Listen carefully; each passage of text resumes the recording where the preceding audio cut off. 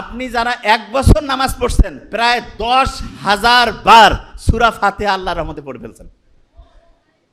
10,000 বার। কাউকে যদি আমি বলি এই 10,000 বার সূরা ফাতিহা পড়ো, কিন্তু কবে না এটা কি সম্ভব?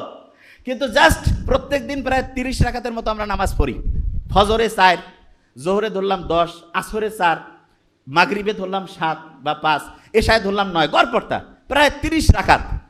1 মাসে 900 রাকাত, 1 বছরে 10,800, আরো কয়েকশো বাদ দিলাম, 10,000 বার সূরা ফাতিহা আমরা পড়ছি। লাভটা কি হয়েছে? বিজ্ঞানীরা দেখছে সূরা ফাতিহা যে শুরু হয় আলহামদুলিল্লাহ দিয়া, শুকরিয়া আদায় করা। বিজ্ঞানীরা বলতেছে প্রত্যেক দিন সকালে উঠে তুমি যদি শুকরিয়া আদায় করো, এই যে চশমা, শুকরিয়া আদায় করো যে হ্যাঁ আমি ভালো আছি, তখন আমাদের শরীরের মাথা থেকে শুরু করে প্রত্যেকটা অংশ অ্যাক্টিভ হয়ে যায়, খুশি হয়ে যায়। যেমন আমি যদি বলি এই ছেলেটার খুব অসাধারণ ব্রেন, এই ছেলেটা অসাধারণ কিছু করবে, মনটা চাঙ্গা হয়ে যায় না?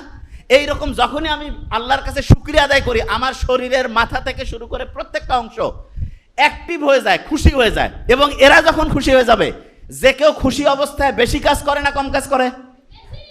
এই দেখো কত এনার্জি, বেশি কাজ না কম কাজ?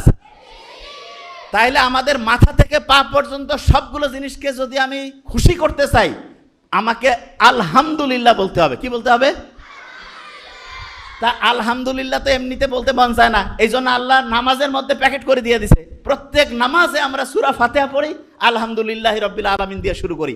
আল্লাহর কাছে হচ্ছে শুকরিয়া আদায় করলাম, আমাদের শরীরের যত অঙ্গ প্রত্যঙ্গ আছে এরা খুশি হয়ে গেল যে আমরা ভালো কাজ করতেছি, তখন কাজের গতি আরো বেড়ে গেল।